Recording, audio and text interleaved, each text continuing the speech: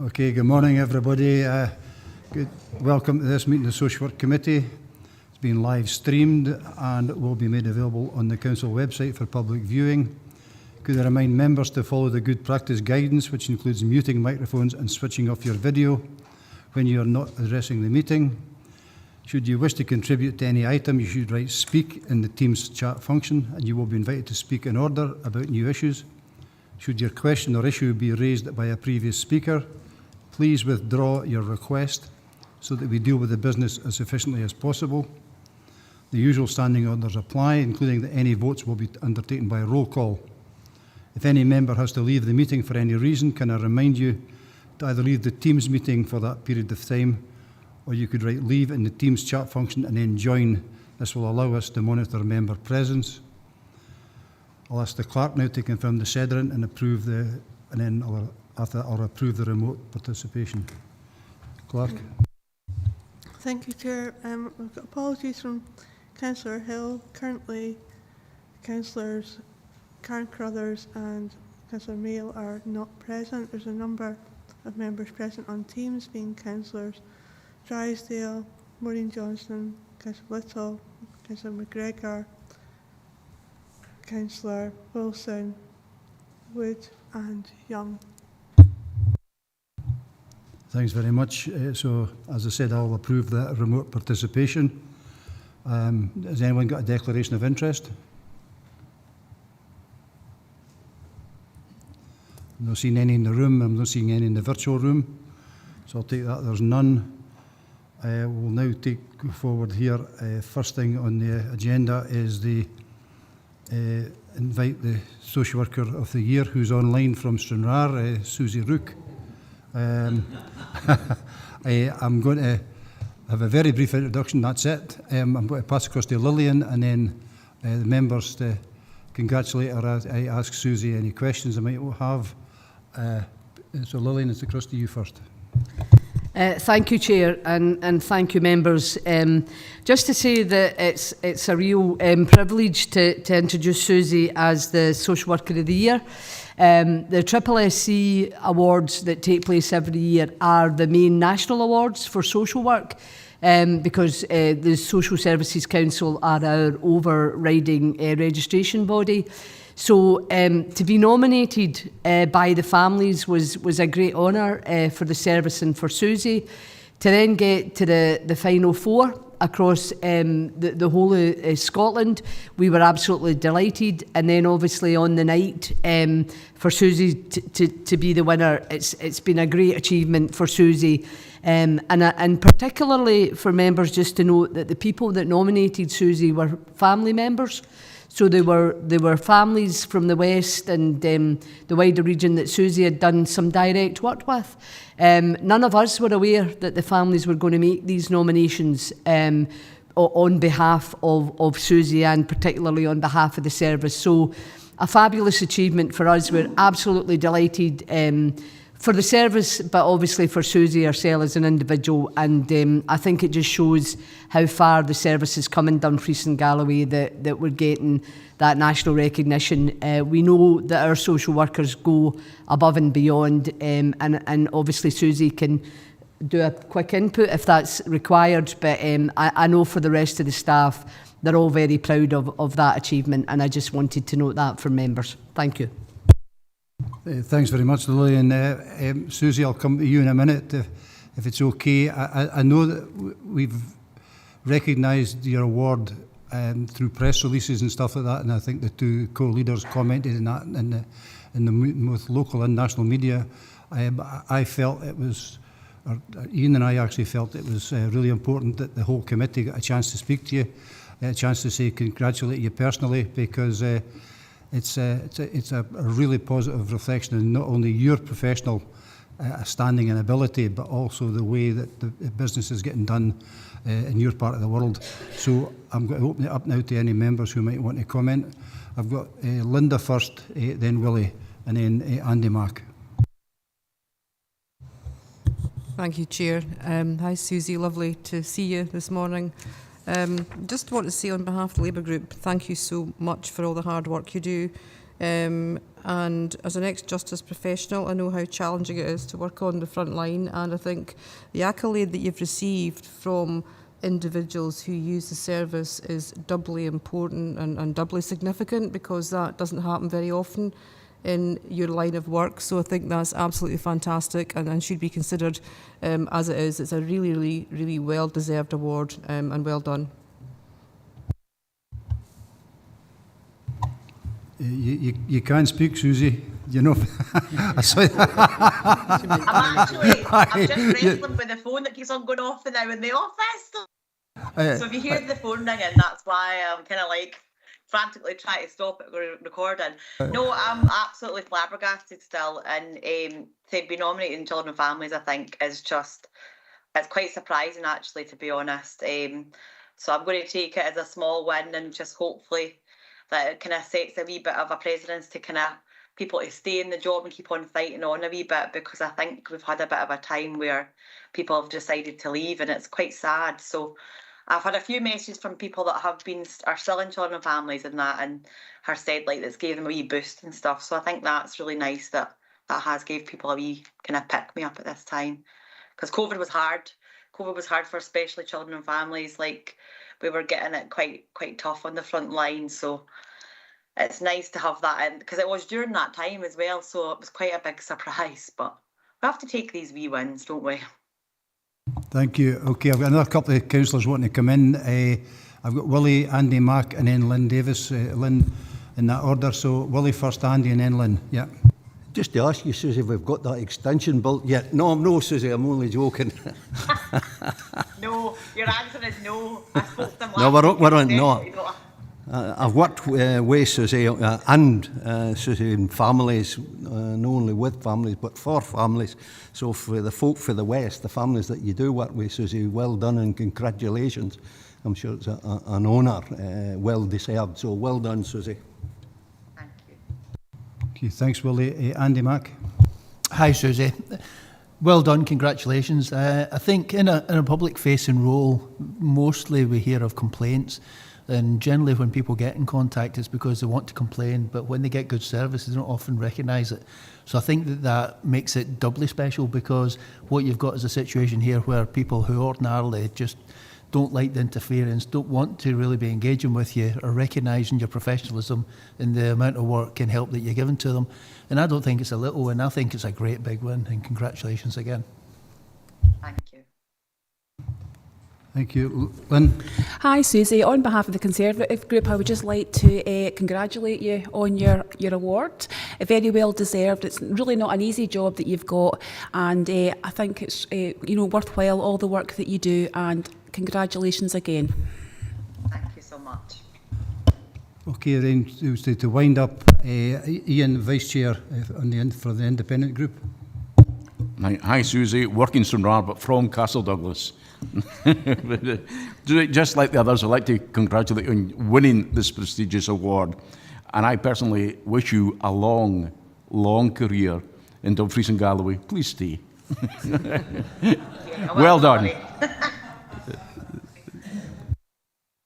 I think that's it, because we didn't want to embarrass you anymore, Susie, and let you get back on with your job so you can win some more awards.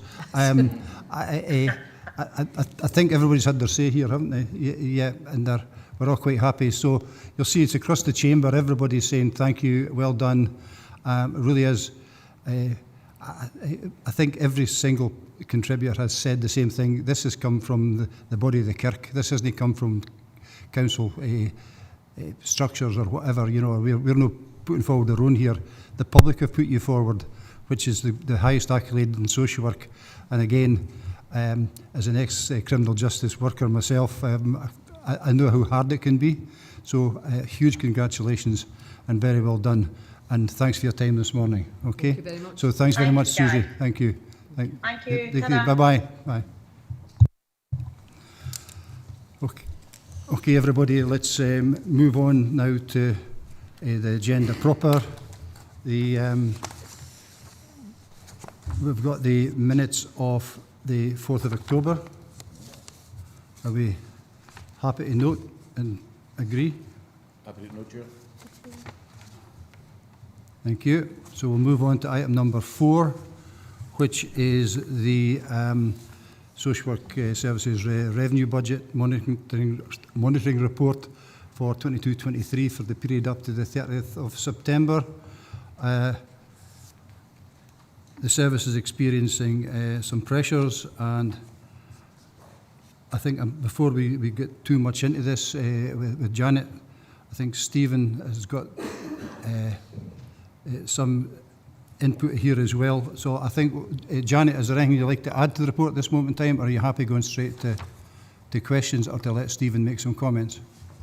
Yeah, I'm happy to go to questions, Chair. Thank you very much, Janet. Stephen, I appreciate you've got some problems this morning, so if we can make any questions for Stephen a wee bit slower, because there's a scribing situation happening, it would be really helpful. Okay, so across to you, Stephen. Thanks, Chair. And colleagues, I've got a slight problem with my left ear, and my right ear is not very good today either, so Rebecca's going to scribe if need be.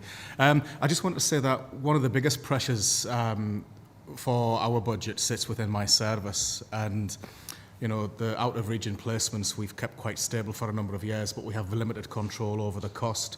Even though there's a Scotland Excel framework, the individual needs of the children can make that budget spiral, or indeed can mean we've got underspend, and we do have some underspend this year, which we've moved towards some of the fostering overspend. So it's all about placements for children. And we really just wanted to try and get the message across to members that, you know, we manage this on a weekly basis, but it's so volatile that it's really difficult. So the position right now can change from one quarter to another. So it was just really to give that context. That fair enough, Chair? That's perfectly fair. It's a good starting point for members' questions. Andy Mack? Yeah, one very brief question. I'm sure that the last social work committee, we had a report saying that performance in relation to self-directed care wasn't as good as perhaps we anticipated it might be. But under 3.3, we're saying that there's pressures on that. Is that because there's been an uptake? What are the pressures, and what plans do we have to address that? Thanks.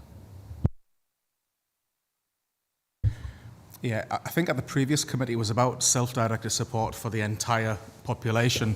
And if I would say, I think the uptake across the global piece continues to improve. What's really important is we do offer every single person who's eligible for a service in adult social care the 4 options, but quite often they choose the option that is council provision because it's deemed as the safest. With children and with disabilities, though, the pandemic was particularly challenging. Schools is one of the places where families get respite as well as their children getting support, so we did see quite a significant increase in that. It would also be fair to say that not all of those children have gone back to a full timetable, and some of the support that's required has remained in place. We're currently doing a detailed piece of work to look at the specifics of that. So how many children are not on a full timetable? How many of them got increased self-directed support? And we have to be careful that the self-directed support care, because that's what self-directed support is about, isn't replicating education. And if that's the case, then that's a conversation for myself and, well, it's a conversation that will continue between myself and colleagues in education. So that's all linked. So I hope that answers the question. I've kind of picked 2 up from that. Thanks, Andy. George?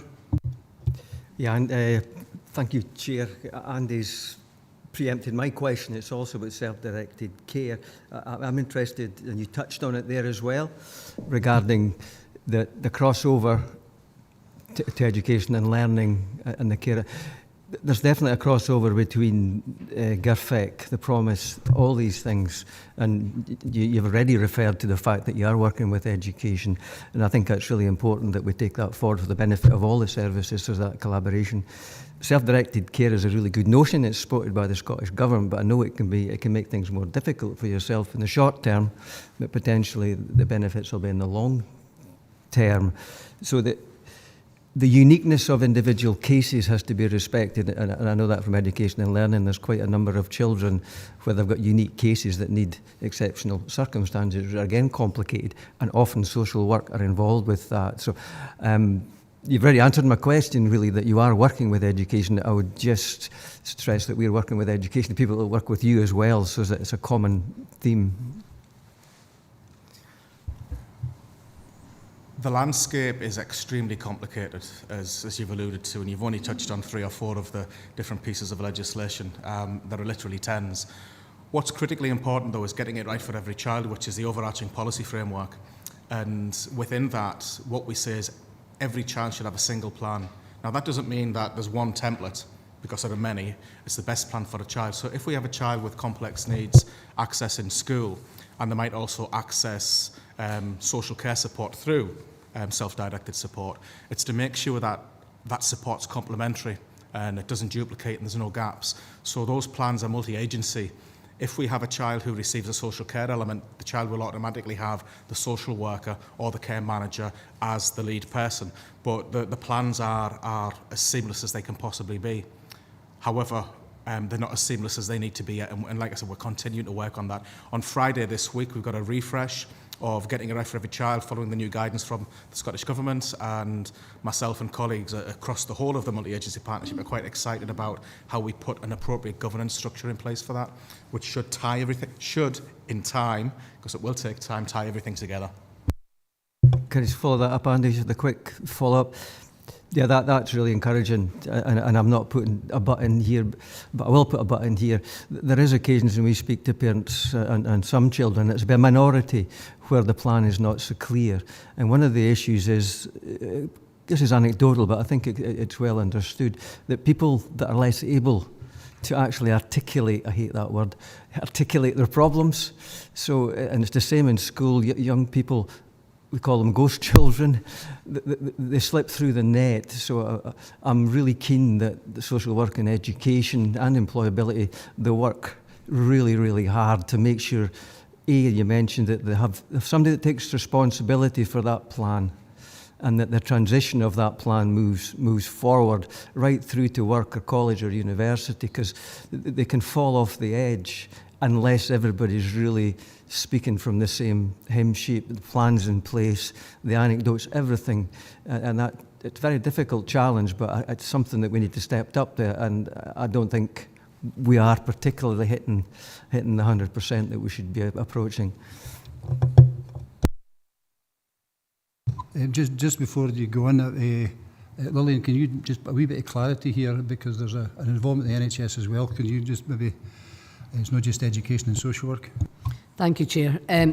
Just to say, Councillor Jameson, there's also the Children's Services Executive Group that oversee the delivery through Children's Services, which involves all members of the multi-agency, which is NHS, police, and the representatives from the local authorities. So Stephen's quite right, we have a way to go and we're working through these issues, but we're absolutely committed to making sure that we close those gaps. Thank you. Okay, thanks. We're opening this up here now because I've got John Young, Willie and then Paula in that order. John? Thank you, Chair.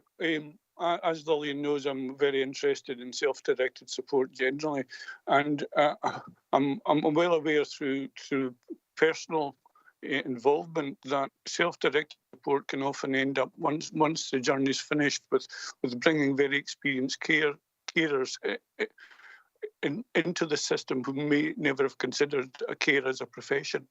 But I'm also aware that when people are offered the 4 options, it's often at a time of crisis, and the offer of the Dumfries and Galloway Council providing care to help their loved one is the safe option.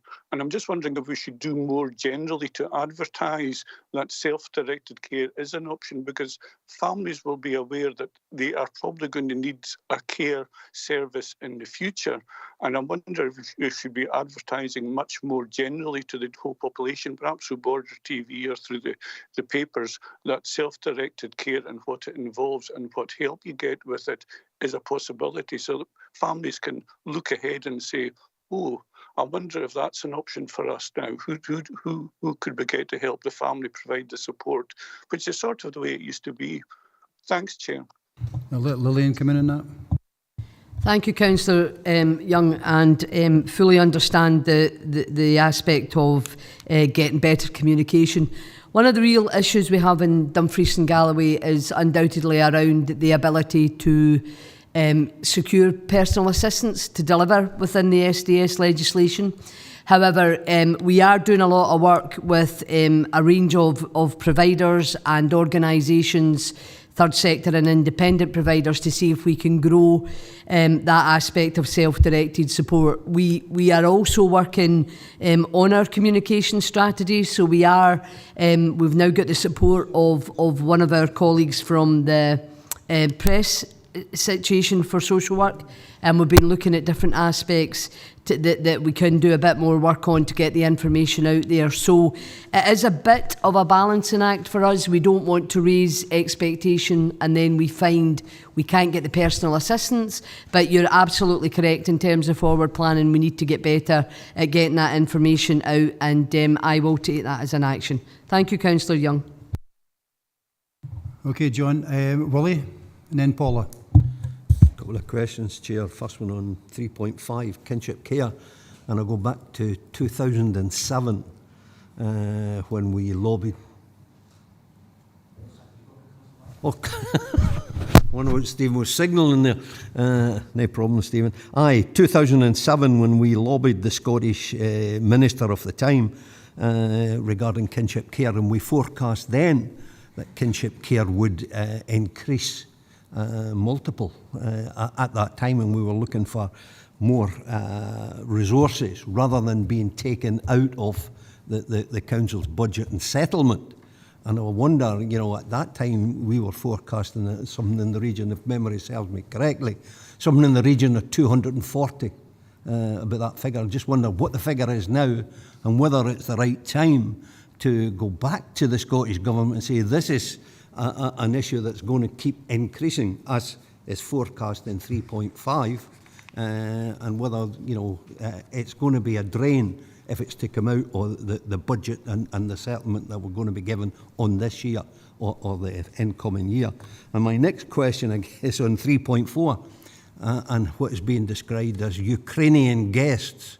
And while, you know, I don't want to misconstrue that I welcome the Ukrainian guests, they are refugees, and it's that definition from guests to refugees in what support could come, and whether this is being taken out of the council's budget in terms of, and it's right that we should respond, but whether we should be saying to governments, and I say governments, that we should be looking for more assistance, no unless Stephen can tell us that we do get assistance for our Ukrainian guests. It's that definition between guests and refugee.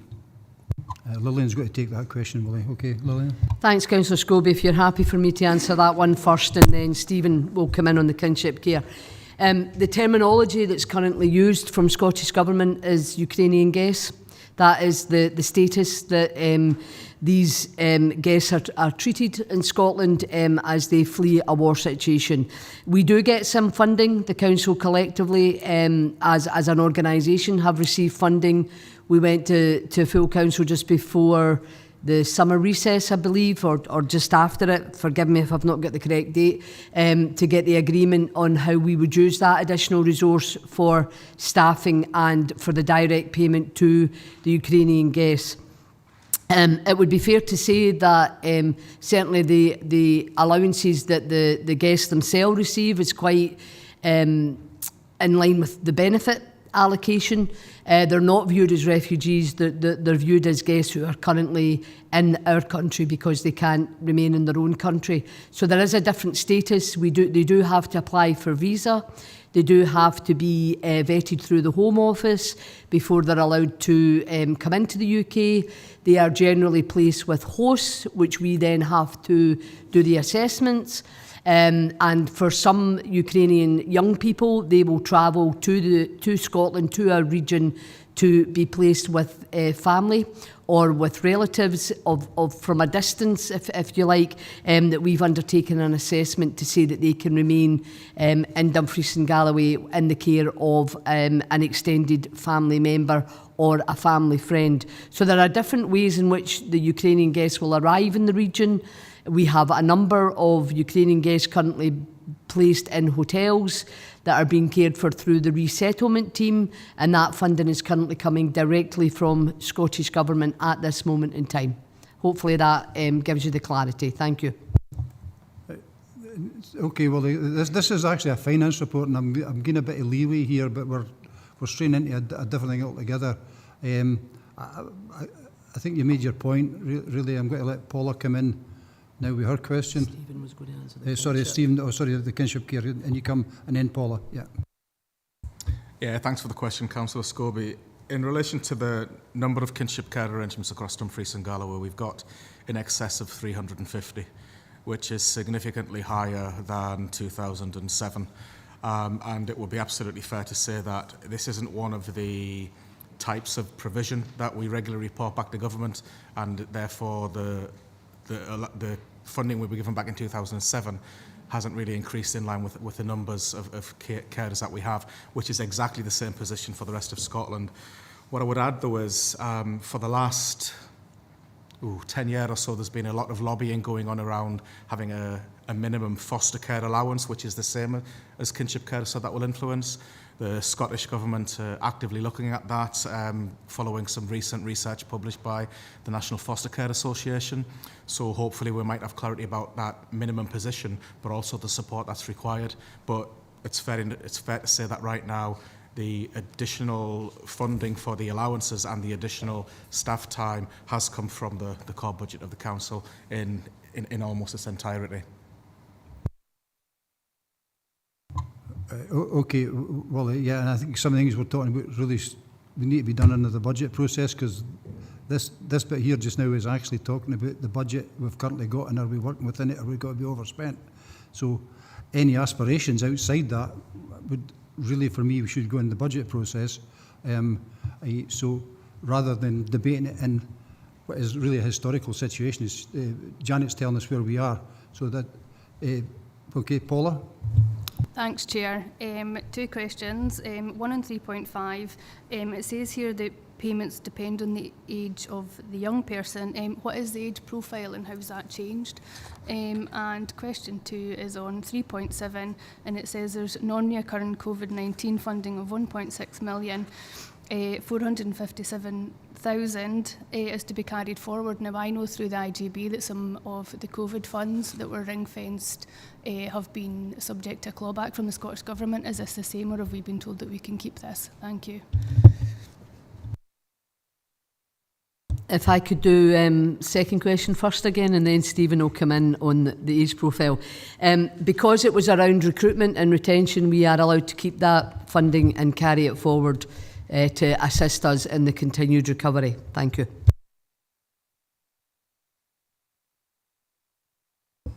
Yeah, thank you. Yeah, the age profiles, we split the groupings up to preschool, so 0 to 4, then 4 to 11, 11 to 15 and 16 plus. And the reason for that is the National Foster Care Association, when it was called the Foster Care Network, I think it was different name in the past, they looked at the fact that it costs different sums of money to raise children. So it's based on the average cost to bring up a child, and then it has an enhancement on top acknowledging that a child who's in care, there are additional costs for all sorts of different reasons. So that's why there's those different age bands. And it starts at around about £100. I don't know the exact figures off the top of my head, and goes up to around about £200 at the higher age range, and it steps up from there. If you want the exact details, I can get them out in an email later. Okay, Paula, do I come back in? Yeah, thanks, Chair. It's just to see, who it is that we actually have under kinship care and how that has changed. So when we look forward to the council plan and what's going to be done in there, we've got a clear understanding of what we can try and plan for. Thank you. Okay. Okay, thanks. Anyone else? John Young, your hand's still up, but I think that's probably legacy. It's a thumb up. Because we know at 10:44, I took that 10:44 at the time, so it's not there. Okay then, so I'm going to move on to the, sorry? Sorry. Sorry, Linda, and you come. Thank you, Chair. I'm going to get one of those big football hands, maybe. It's a question on 3.4, and can I just, before I go on to the question, just to say thank you for the report, and in terms of, and well done on to social work services on their proactive, pragmatic and flexible management of the budget so far. I appreciate the difficulties. But in terms of 3.4, within the family placement, the recruitment of new foster carers has taken longer than anticipated due to the need to redirect resources to support Ukrainian guests since the start of the financial year. Now, I totally accept that, and I'm not going to argue that point at all. Just be useful to have an update on where we are with the recruitment of positioning of additional staff to support the planned recruitment of additional foster carers on an ongoing basis, because as I recall, my memory is not the best, but as I recall, that was a priority for us, that was a major issue for us as a council previously. And also, do we expect the situation with our Ukrainian guests to remain relatively stable going forward, because there are still 13,000 of them that have visas that could, not 30,000 coming to Dumfries and Galloway, but potentially some individuals coming to Dumfries and Galloway? Thank you. Again, thanks for the question. The initial response to our Ukrainian guests was obviously sudden, and the most obvious staff to pick up some of those home checks and vet people, if I use that language, was our family support team, because that's what they do on a day-to-day basis. But we quickly brought in students and a retired ex-family placement social worker to do some of that work. So we're actually up and running. We've got almost all of those checks done, so support visits and picking up that. So the family placement team, on the whole, just in case anybody's online listening to me, on the whole are back to their day business. So we're catching up, and I'm the agency decision maker for fostering and adoption. And over the past 4 to 5 weeks, 6 to 7 weeks or so, I've approved about 3 or 4 new families, and there are more coming through the system. So we're seeing the benefits of the recruitment campaign. I think it was the last committee I said we would be pushing again into the new year. So we'll absolutely bring a report back, probably springtime, to say what that kind of full year positions look like. If that's acceptable. Yeah. Okay, Linda. Yeah, thank you. I think I'm generally not seeing anybody now wanting to go forward, so I'll go to the recommendations. So I'll be happy to note 2.1, based on the Q2 monitoring position, we estimate to return a balanced position by the end of the financial year. Happy to note. Thank you. And then 2.2, note the progress against the delivery of agreed policy development allocations applied are detailed in Appendix 2. Okay, happy with that. Thank you very much. We'll move on now to item number 5, which is the Workforce Development Plan. Stephen Morgan and James McDowell available. It sets out a new 3-year framework for social work within the Council and aims to maximise the capacity, skills and competency of the workforce. I think rather than we say too much, I'll hand it across to both Stephen and Jamie to take this forward. Yeah, okay, thanks. Thanks, Chair. Just a very brief introduction. At every single social work committee I've been to over the last 4 and a bit years, almost 5 years now, we've mentioned the difficulty about retention and the recruitment of staff, particularly so over the pandemic period. And I will embarrass the brilliant Susie Rook herself explained how we've lost a lot of staff. We've mentioned pay and conditions, etc. So this paper really tries to bring that together. And I'd like to say a thank you to Jamie on my right for being instrumental, along with Avril Dickey, for pulling this together. There's a lot of work in here, and my final point is, in the action plan, you will notice that the leads and the timescales are blank. They're all full now, and we will have regular updating as we move forward. I'm happy to take any questions, and I'll probably be quiet for a change and ask Jamie to do any of the technical ones. So thank you.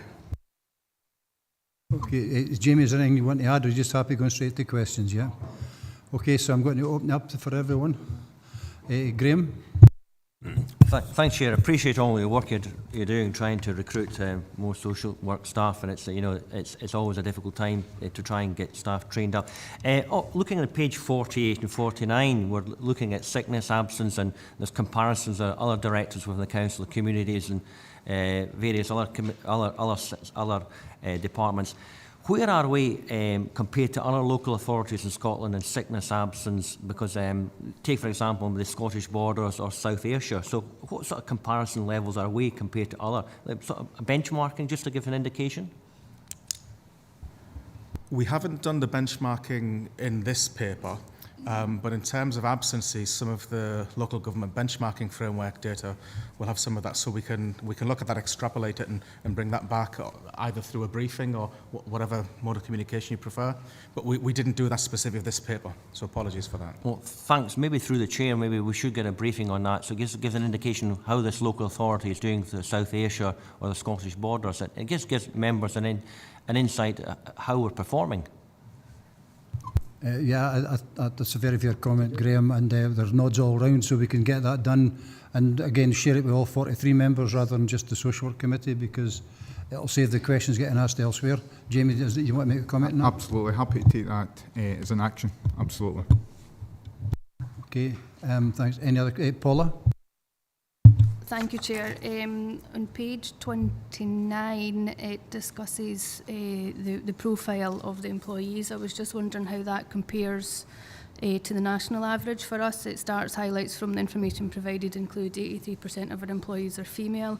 And then on page 48, it discusses the top 3 reasons for absence, and 53% is actually musculoskeletal. So is there anything we're actually doing to reduce that?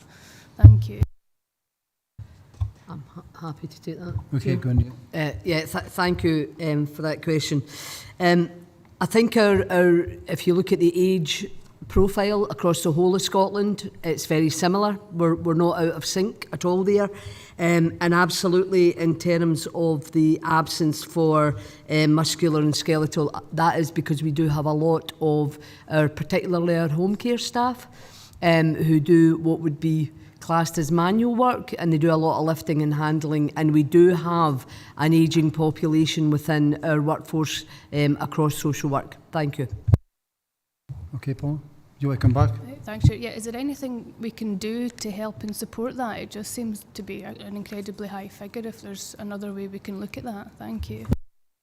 I'll ask James to come in on that one, but we do have some supports in place. Thank you. Absolutely, happy to come through yourself, Chair.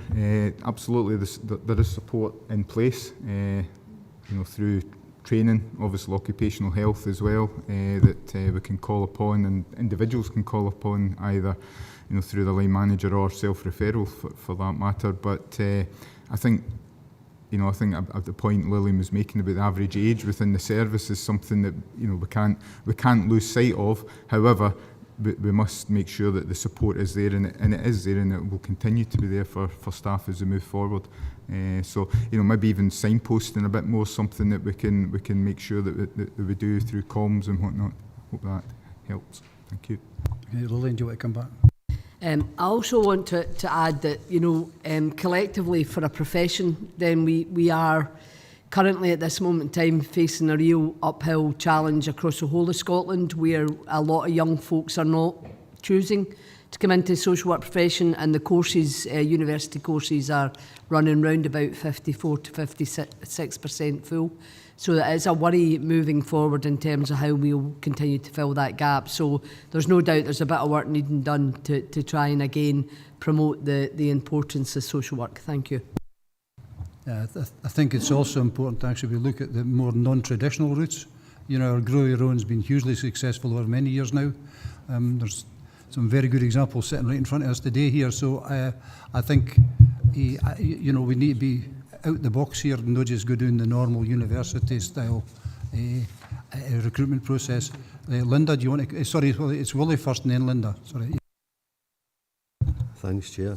Just building on what Lillian has just said in terms of recruit. Speak up again. Apologies. Just building on what Lillian said in terms of people coming into the sector, in the care sector. And I'm looking at 3.2 here, and what further exacerbates the situation where the council is less competitive.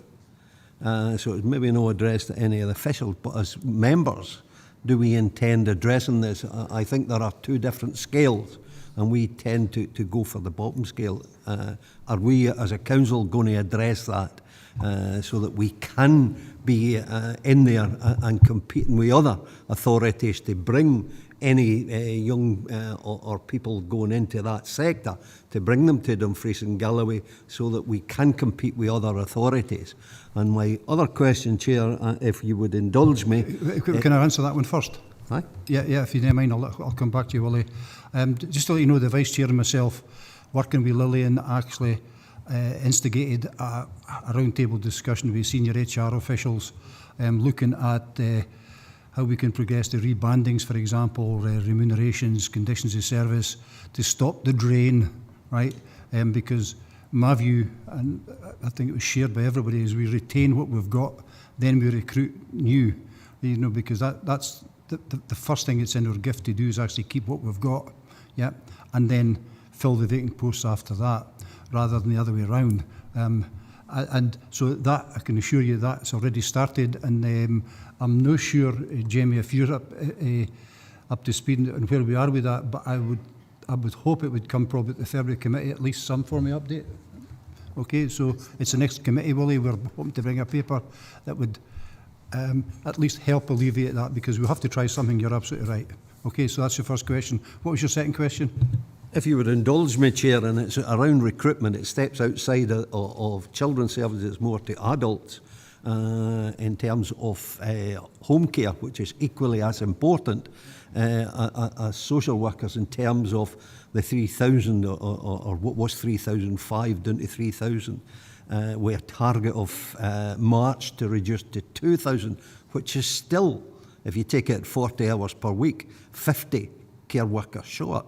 So in that respect, you know, what we're doing in terms of positive recruitment, and I know there was an exercise by Richard Graveson during the lockdown, where we went out on road shows and recruited directly in each of the areas, which I think was successful. Maybe not achieving what we were looking for, but if we're going to be doing anything like that for home carers as well, because they're equally, and again, the level of pay for home carers, and we've got a motion up where the starting point should be about £15 an hour for home carers, but we can address that at full council. Again, Willie, that was part of the conversation, and because with recognition, it's not just qualified social workers, although our biggest drain that's initiated it was about the number of qualified social workers we had, but we also, there was a recognition that health social care staff, and my suggestion would be that again would be something through the budget process, because currently we're working where we are, so there's a different format to take that forward, as you're very well aware, and we can do that. I don't know if any of the officers want to comment on that. Stephen, do you want to come in? Yeah, one of the things that we're doing, working with colleagues in education and further education, particularly the Dumfries colleges, is showing people what the career can be for social care and trying to get more younger people coming in through. So that also kind of answers part of your question, Councillor Stevenson, about what we're doing to try and change that age profile. So that's something that we're hoping will be successful, and that's going to be at all of the careers fairs, and as one of the most kind of, you know, available jobs as well. And it's reasonably well paid. It's poor paid, but it's reasonably well paid, if that makes sense. It kind of fits the gap for some folks, so it's something that we're doing in partnership with our colleagues in education and further education as well. Yeah, just a second, I'll come back in. Well, one of the comments that were made at the time, I remember that because I was still in the IGB at the time, was that yes, that it was successful to an extent, but what actually happened was it was a transfer for some of the private providers to the council because they were better terms and conditions, which just exemplifies exactly why we're looking at the overall position here, because we need to equalise this. I'm not going to use level up, right, for obvious reasons, but you get my drift.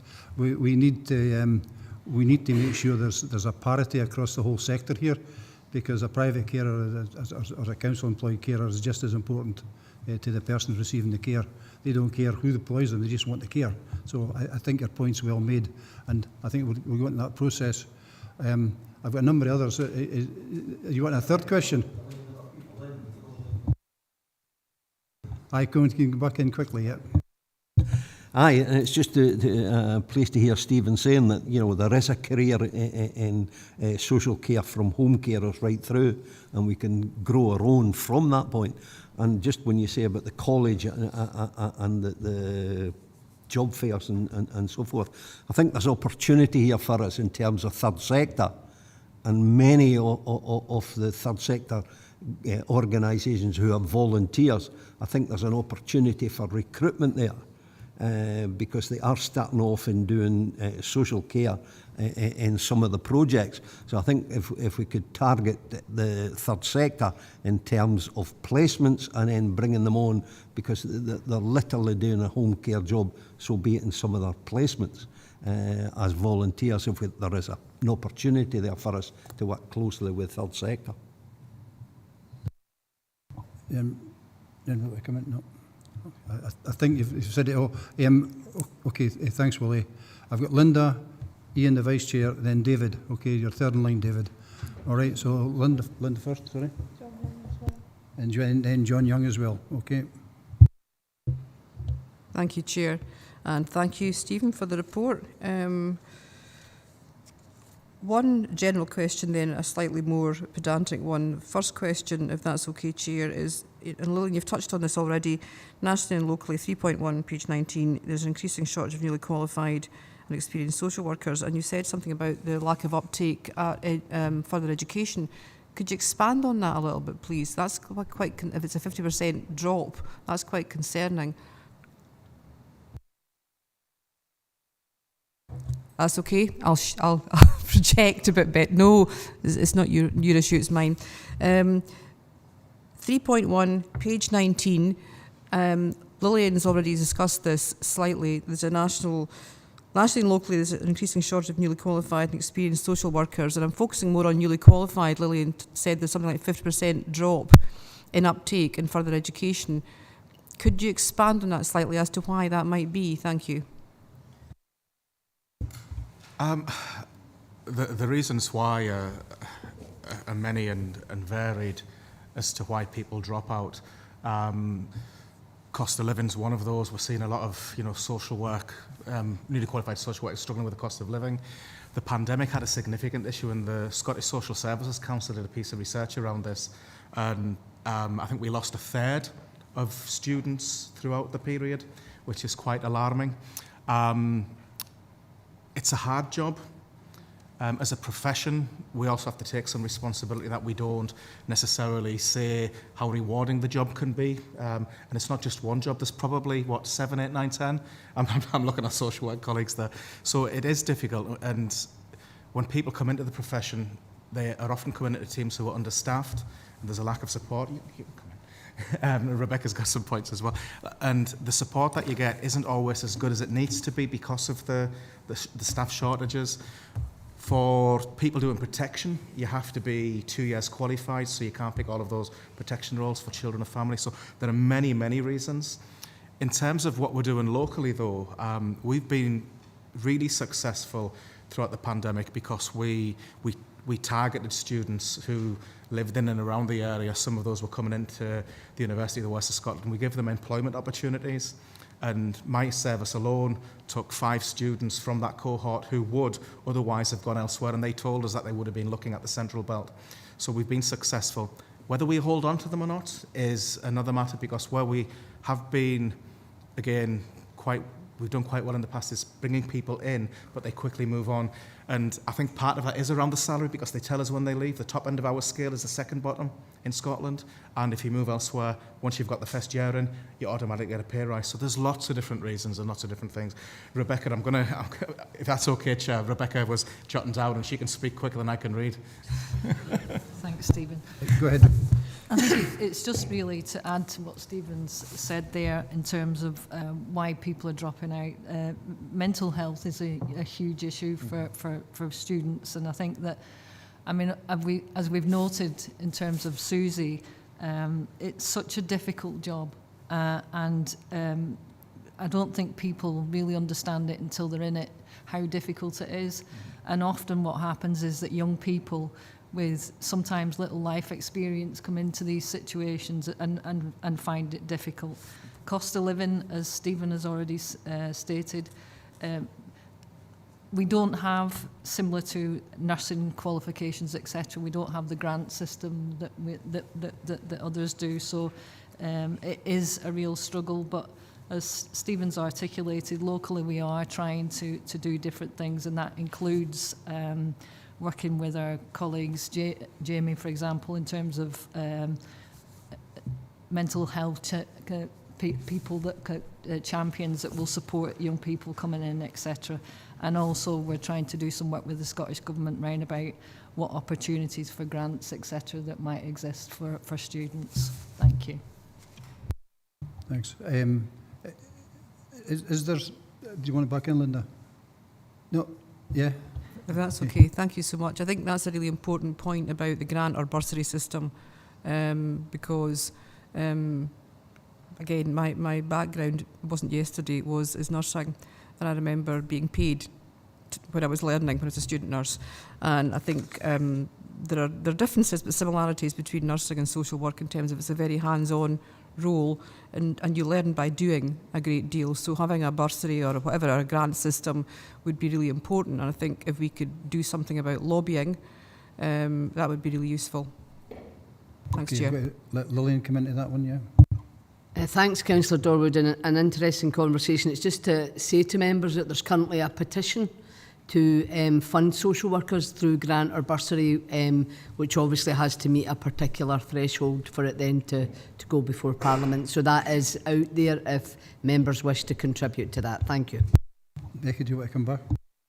Yeah, it was just to note the success of the Grow Your Own situation that we have in Dumfries and Galloway, and as the Chair's hinted at, I was part of one of the first Grow Your Own cohorts, and that was, I think, what helped me. I had young children at the time, but it was the fact that I was able to work and receive an income at the same time. So I think that moving forward, that's definitely the way to go. Thank you. Yeah, again, if I put my tuppence within at the same time, I think we need to recognise the places are there, but it's how do we get people to take up the places? I think that's the $64,000 question for me in this one. And there's lots of different things, and Grow Your Own is one of the ways we can do that. Maybe for a future committee, we should be a part of this whole workforce planning review, James, that we should be saying, do we expand that even further? I would suggest yes, might be an answer, rather than spending thousands on adverts to get nobody to come. We could spend those thousands on doing our own, growing our own. But anyway, I'm interested to see or hear what others have to say. Ian, David, and then John Young. Okay, in that order. Right, thanks, Chair. It's just the table on page 30. Just wondering if we have figures for Cumbria, Carlisle. Obviously, we've heard that we have lost staff over the border in the past, and just looking for comparative figures with Cumbria and how we match those anyway. Chair, I can take that if that's acceptable. Yeah, thanks, Councillor Howie. We've obviously done some work to have a look cross-border, because we have lost quite a lot of staff. I don't have the Carlisle figures, but I'm aware that Cumbria have a starting salary of 37, and the real issue is that their top salary goes up to over 48,000, and that's a real challenge for us. So we get, as Stephen's articulated, we get workers come to us, they do their training, we invest in them. But then, of course, there's that opportunity because they're so highly skilled that when they go across the border, they get the offer of a higher salary. And currently, south of the border, a lot of local authorities are also doing what would be classed as a golden welcome. So they're encouraging people to come and work with them for a period of time for a kind of payment up front. So we certainly have a challenge with just sitting on the border as we do. Thank you. Okay, thanks. Just referring back to that work that HR is doing for us, there's a recognition that the complexity of that piece of work, because it will affect the single status across the whole council. So it's not just about social work, it's not just about health, social care or social workers, because that ladder affects everyone, and your worth to the council. I hate that expression, but that's the technical term. I think, Jamie, am I right? Yeah. So it's really complex, and that's why it's taking so long. It's not a simple thing just to say we'll put $5,000 on this or 2 or 3 grand on that. It's the implications for everyone else. Okay, so David, you're next. It's regarding 3.2, and I think Lillian covered some of that at the moment. Is the shortage of staff, is it salaries or heavy workloads or the lack of promotion or career promotion? It causes the problem. But I think Lillian has covered some of that, but maybe. Yeah, David, if you can sit a wee bit closer to the mic next time. Oh, sorry. No, yes. it's okay, we got you, Apologise. but some have difficulty. Lillian? Thank you very much for that question. I think it would be fair to say it's a combination. We certainly have some challenges with the salary, which we've touched on.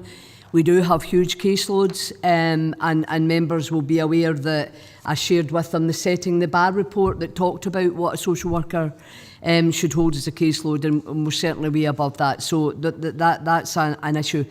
Promotion, I would say not. We have lots of opportunity, and we really develop and you know, both for Stephen's services and Rebecca's, we've been really clear that we help workers in terms of succession planning. So there are opportunities there. I don't think promotion is part of the issue at all. It would be more around that kind of early career pathway. Thank you. You want to come back in, David? So basically, Lillian, it's heavy workloads, or too heavy a workload for people, and that's why some are leaving. I think, you know, social work as a profession, again, just referring to the national report, independent report, social workers generally only stay in the profession for up to 6 years, and that's a combination of the significant challenges. It's a very difficult career. I think people have reflected on that. And some of the challenges around as well at this moment in time where you don't have any business support. We used to have quite a lot of wraparound support for social work as a service. We don't have that anymore, so the burden on the social workers has grown, as well as dealing with some really challenging cases. We you know, our referrals are increasing, and the complexity is increasing as society changes. So it's a range of things. Thank you. Good. Would obviously budgets and more money going into your budget, would that help greatly? Oh, I would never say no to that, thank you. Thanks for selling the family silver, David, but that's brilliant. Again, like I said to Willie earlier, that's budget setting process, so we're here to work within what we've got currently, but also advise the budget setting process exactly what we actually need as a service, and I think that's what we're trying to get at here. Right, John Young, and then Andy Mack. Thanks for letting me in, Chair. I suppose I was concerned at the looseness of language earlier in this discussion when we're talking about musculoskeletal injuries and the high absence levels. It is, of course, moving and handling training. It's not lifting and handling, because you should never lift. It's moving and handling training that is needed. And I really wanted confirmation that, sorry, I've got a cold, that all staff get this, obviously, before they set out in their new careers, but do they all get annual updates? And also, is there a register kept of how staff injure themselves when they're off work with musculoskeletal? Do we have a record of how that came about? So do they have annual updates, and do we keep a record? And it's moving and handling training. Thanks, Chair. Jamie? Yeah, through yourself, Chair, I can certainly answer the first one about the training element of it. Absolutely, it's moving and handling, as you say, and absolutely the training is there, and it's on a reoccurring basis. So that's something that automatically happens. So that is 100% can confirm that. On the second element of it, regarding what type of injury is, that will be trapped within the documents, that health and safety documents that are undertaken at that time. So it will be various different ways that injury is taking place or whatever. So that will be there in some shape or form. But obviously it's grouped together under that one heading with regards to the type of injury or the type of illness. Thank you. Okay, John? Yes. Yes, that's okay. But I just wonder if these injuries are ever analysed, if there's a common occurrence through lifting rather than moving. That's my point. Thank you, Chair. Jamie's nodding, yes. Yeah, absolutely, and it's fed back into the training as well. So if there's high trains and certain elements that's causing that injury, then it's fed back into the training and the trainers. Thank you. I think just for clarity, Jamie, this is the whole of the workforce within social work services, so that will include care at home? Yes. Right, okay. So, care and support at home. So, it would be interesting if we could get a breakdown at some stage which part of the service we've got these injuries in, because I would think more than likely my inclination would be probably care at home service or care and support services or modern. Can do that. Can do that. And that would help clarify your point, John, I think. But we just need to be really careful and not stray into the confidential issues around the individual members of staff. Okay, so with that in mind, Jamie, if you could get that for us. And again, can we just circulate it around rather than doing a committee paper or something on it? Yeah. That'd be really helpful. Andy Mark? Yeah, thanks, Chair. Going back to self-directed support, I was reading within there, I was wondering on page 25, it talks about the framework and statutory duties, and I'm wondering what is our responsibilities in relation to self-directed support? You know, do we hand over the money and you know, do we monitor it once that happens? Do we have any ongoing responsibility in relation to the individual who's receiving that care?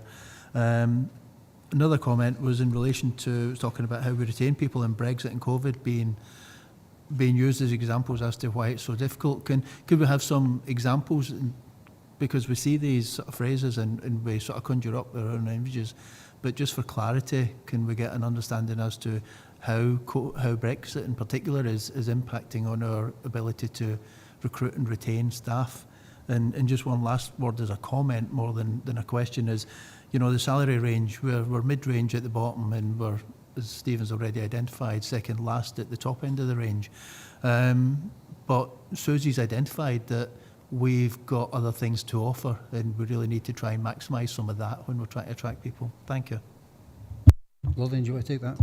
Yeah, if I could just go through them one by one. In terms of self-directed support, it's our responsibility, our statutory duty to assess and make sure that anyone that's seeking care is given the options and the opportunities to choose their own way forward. We do hand the money to the families, to the individual user. There is support available to help them make sure that they manage their budget, set up insurance, tax, etc. for a choice if they go down the personal assistant route. So we manage that, we monitor it, and sometimes we adjust care packages accordingly. So that's an ongoing process. That's part of the assessment process for our social workers. In terms of the impact of Brexit and COVID, certainly in terms of Brexit, we had quite a number of folks that came from European countries that did work in the region. You know, we had some social workers from Poland, for example, and certainly within our care and support at home, we had some colleagues that went back to their own country at the point of Brexit because the registration process to remain was quite difficult for them. So undoubtedly that has had an impact. In terms of COVID, we've had a real, and I think Susie kind of talked about, you know, the impact of the work. I mean, I've been very vocal about the work that staff did through COVID. It was a way above and beyond what we could have expected. But a number of people at the process of coming towards the end of the actual lockdown reassessed their own personal situation and have walked away from the service and took the opportunity basically to retire early. So we do have an ageing workforce. It's something that's been quite a challenge for social work in Dumfries and Galloway for many years, and a number of our real experienced workers chose to walk away from the profession just because of the impact of lockdown and everything that came along with it. So I think we've still got some of the legacy of that to work through, but obviously we're working really hard to try and make sure that this is a an attractive and desirable place to practice as a social worker and within the world of social care. So we are doing lots of other work to try and support workers, but the fundamental issue is, in Scotland at this moment in time, there is a massive shortage of qualified social workers and a shortage of every aspect of social care for the delivery. Thank you. Okay, Andy? Yeah, thanks, Chair. Just one's, I suppose, supplementary. Do we undertake exit interviews as a means of trying to understand why people go? Thank you. We absolutely do if workers are willing to do that. So a significant amount of our exit interviews are very clear. It is around the terms and conditions. Thank you. Okay, thanks. I think that's everybody now. I can't see anybody else want to come in. We've given it a fair old scrutiny and a fair old bit of discussion. As I say, we'll wait and see what comes out of the deliberations of the work with HR to bring things forward and take things as they are. So we're being asked to endorse and comment on the social workforce plan set out in the appendix. Are we happy to endorse it? Happy. Okay, thank you. And 2.2, agree to receive a 6-monthly update on the development and impact of the plan moving forward. The proviso, of course, if that other thing's ready for February, we'll get it in February. Okay, so agreed. I wouldn't want to rush it because it's that important, but if you can get it done for February, then it'd be great. If not, well, let's take an extra bit of time and get it right. I think that's the message we need to send out. So we're happy to agree with that. Okay, thank you. Jamie, thanks very much. I'll let you go away and get warmed up.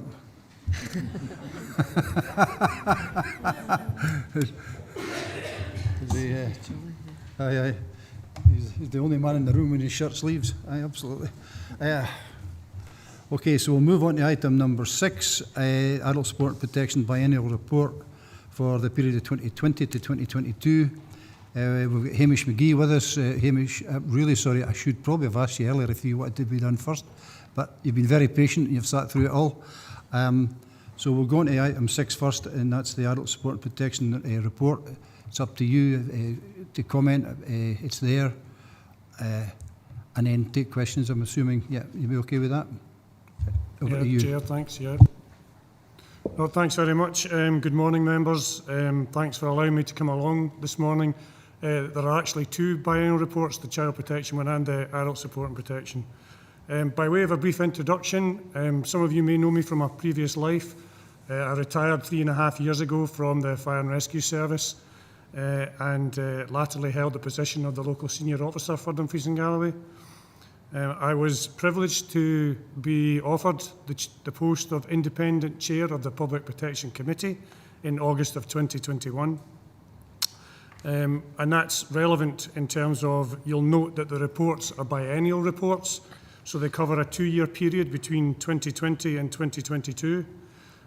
I've only been in post for about a year, so it would be remiss of me not to recognise the significant work of my predecessor, Kate Thompson, who was the interim Public Protection Chair for part of that period.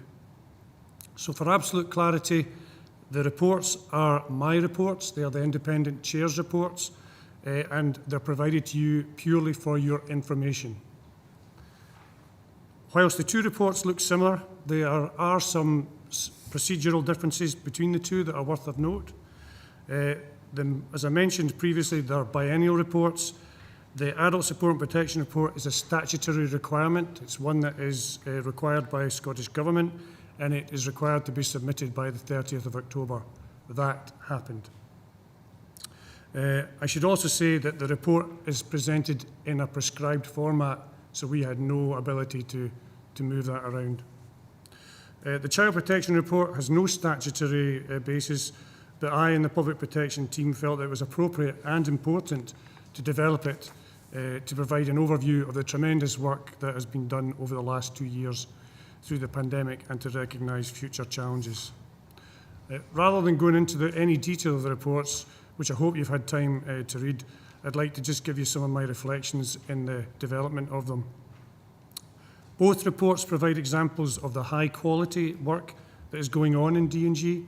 There are also a number of examples where we are at the forefront of national developments and have been instrumental in new innovative ways of working. A good example of that is our involvement in the development of the minimum data sets for both child protection and adult protection, where we are one of the lead areas in those developments. It amazes me a lot of what the discussions have been about this morning on a daily basis about how hard working people within the partnership are, and they continue to do so. I have to commend all the people who continue to go above and beyond, because most of them absolutely do, in trying to make the most vulnerable in our communities safe. This work is consistently high, even although they're short-staffed, in both agendas, which clearly demonstrates the very positive, or is clearly demonstrated by a very positive inspection that we had through the Adult Support and Protection by the Care Inspectorate. I've got a bit about here about the significant challenges, but I don't have to do that because you've just articulated every single one of them that I have written down here, and you'll see that I've found exactly the same thing within the last 14 to 16 months that I've been in post. The PPC, the Public Protection Committee, is focused on these challenges, and I have no doubt the high standards we have come to expect will be maintained. Both reports will be published and made available to the public immediately following this meeting. At that, I'm happy, Chair, to take any questions that any of the members may have. Hamish, thanks for being brief, because I appreciate you've cut short, because as you say, a lot of what you were probably going to say has been covered already this morning. I think for practical purposes, I'm going to open up items 6 and 7 for questions now, and then for governance at the end, I will then move the recommendations for items 6 and 7 separately. So it means we can have one set of, because I think having a joint public protection committee is the best. It has to be the right way forward, because then there's nobody falls through the cracks. There's no danger of anybody falling through the cracks that way. So it's yes. I just wish that there was a statutory responsibility on child protection, the same as in adult protection. But that's for politicians a lot higher up the pay grade than me. So has anybody got any questions for Hamish or any comment they'd like to make?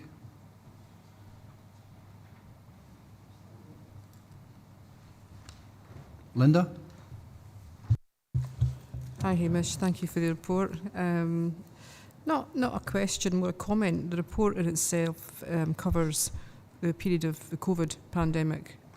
So from that perspective, I think it's exceptional in terms of the work that the reports cover the pandemic period. So given the challenges that everybody faced over that, the challenges that the frontline services faced in terms of keeping people safe, which is the key part of what you're reporting on, I think congratulations is in order to every single member of staff, not just the ones that worked on the front line, but the ones that worked in managing the staff on the front line as well. So hopefully, can you take that back, please, in terms of that? So it's not a comment, it is a comment, sorry, it's not a question. Just well done to everybody over that period. Thank you. Thanks very much, Councillor, and that's really appreciated, and you're absolutely right about it is a multi-agency partnership, and it's about all of us pulling together with one common purpose. Can I also say, Chair, that there are conversations at a national level about how the child protection biennial report may well become statutory as well. They're just looking to see how that might go through. So, well, thank you, Councillor.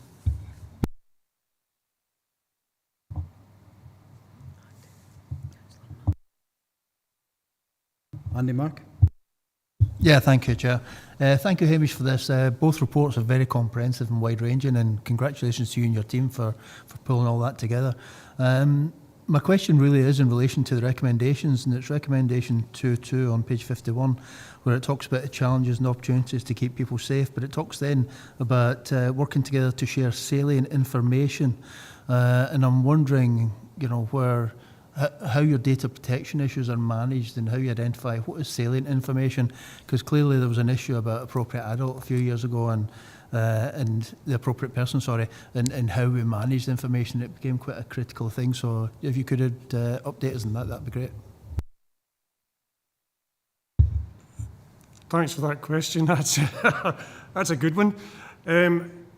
The partnership is an established partnership, and within that it has each of the individual organisations have their own data protection procedures. In terms of when it comes to a particular individual case, then there are processes by which each of the agencies are able to share that information. There's a number of agreements there, and all of those things are absolutely at the forefront of our minds. One of the areas that we currently do within our case reporting is that we refer to children and adults using a letter, so it's an alphabetical letter, so it doesn't provide that level of detail. However, there are some ongoing discussions about whether that might change, depending on whether the family are happier that the individual is referred to by their name. In a recent case, that was absolutely, they didn't like the fact that we had taken the name and that detail out. But I can assure you that all of that is taken into consideration, and all information in relation to any case is kept well, very tight and secure. Yeah, thank you for that. And I think you alluded to it in your response there, that the families are consulted and they give the consent to the information being shared, because that's clearly one of the key issues in that information sharing. Thank you for that. Okay, thanks, Andy. Paula? Thank you, Chair. Thank you, Hamish, for bringing this report. I think for me, on page 77, we discuss Public Protection Week 2022, and I know that's a national thing and it ties in with the Prevention Day. I just wondered if locally, without wanting to increase anybody's workload, we should maybe do that twice. I'm always very conscious in these committees that we haven't actually had eyes and ears consistently during COVID. And part of that worry is we still don't know what's coming. So really should we be raising awareness a bit more amongst the population. I see there's been a huge increase in substance abuse and self-harm, and I think that maybe we should highlight that a bit more to the public to keep an eye on. Thank you. Hamish, just before you come in, just so we're absolutely clear, Paula, so there's a whole raft of awareness weeks on the go here. I think what you're probably articulating there is the need for us to have a calendar so we know what's coming. And maybe that's someone, in terms of public protection, that Hamish can take back, yes, certainly.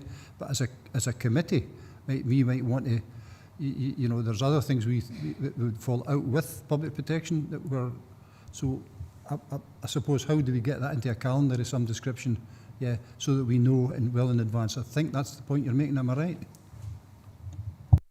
Yes, Chair. Just obviously part of the worry now will be financial abuse that we'll see a rise of, given the crisis that we're facing, and it's just to raise that awareness amongst us and amongst the public of what that actually looks like and what the implications are. Thank you. Yeah, absolutely. I'll just let Hamish in.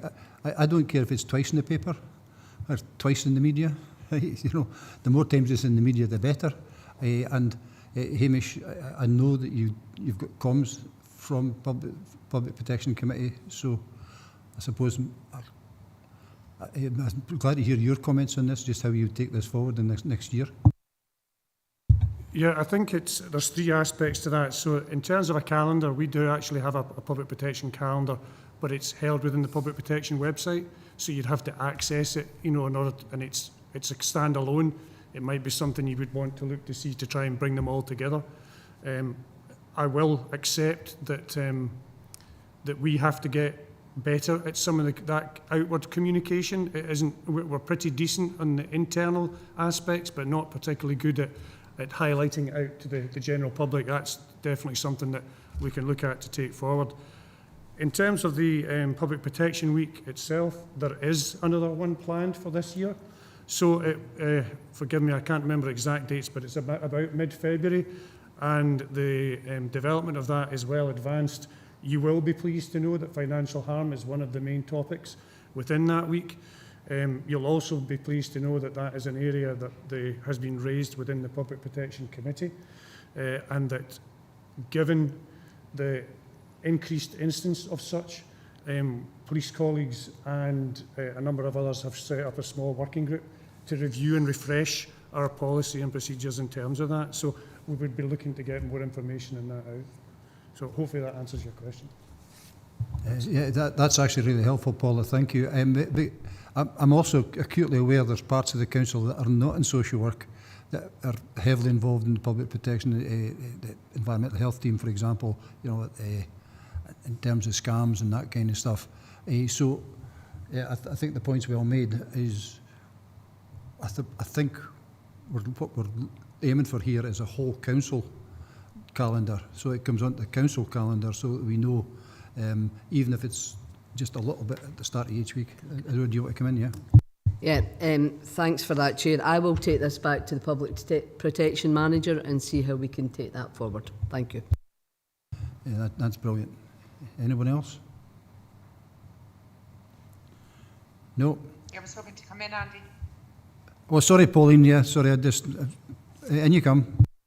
That's okay. Morning, members. Thanks, Chair, for letting me in. First of all, I just want to thank Lillian for a couple of interventions over the last week or two, so thanks for that, Lillian. Your report's extremely interesting, Hamish. Thank you for that. I had not had much to do with the Public Protection Partnership before, and I just wanted to know what kind of intervention you have with external agencies such as DGHP and Lorburn. For example, if there are families, both adults and children, so this encompasses agenda item number 6 and 7, do you have regular meetings with them, and is there an efficient way that we as councillors, if we are being approached in terms of perhaps, I'll pick odd examples, perhaps families not being able to pay heating bills, damp properties, ineffective equipment being installed for disabled people and so on. There are many different cases across the region. As we all know, it's a difficult time, and you've all dealt with it brilliantly over COVID and going forward now. So it was just to find out, Hamish, because there's nothing in the report really about that, how do you liaise with external agencies is the basis of the question. Thank you. Thanks, Chair. Thanks, Councillor. It's a very interesting question. I have to be honest and say that that's not something that I particularly get involved in. I know that individual agencies will have those sort of conversations and regular meetings, but as the independent chair and the Public Protection Committee, I don't have any sort of involvement at that level.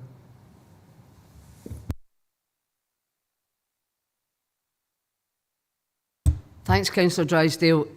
Obviously, from a public protection point of view, and particularly around adult support and child protection, you know, if we become aware of an issue through an external agency, then we will make direct contact. And obviously, housing is it can be a significant challenge for us collectively. However, if there are referrals around protection issues and the actions of external agencies that would have an impact on that, then we, as a social work service, could become directly involved.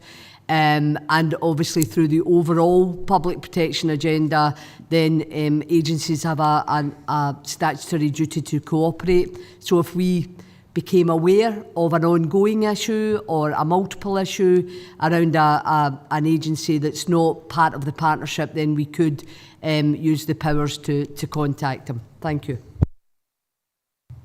Pauline. That's really helpful. Thank you, Lillian.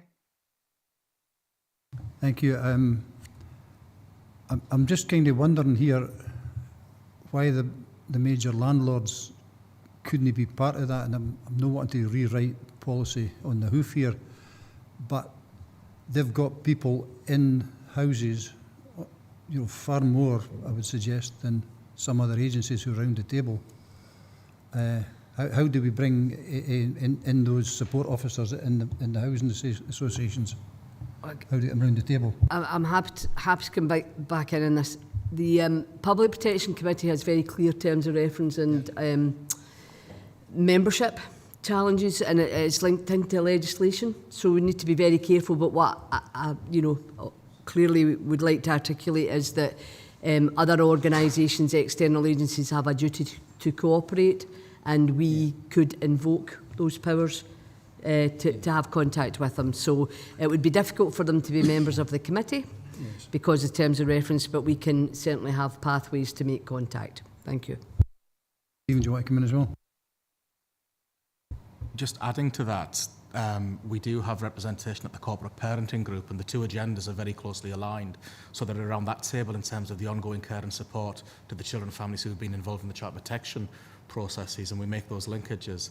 And periodically, the housing providers will come and do presentations to members of the Public Protection Partnership, as Wheatley did when it, you know, in terms of their response and what they can do better. So it's not at the table, but there are some linkages across there in terms of what their responsibilities are. We remind them of that, and they are very, you know, forward thinking in terms of specific referrals.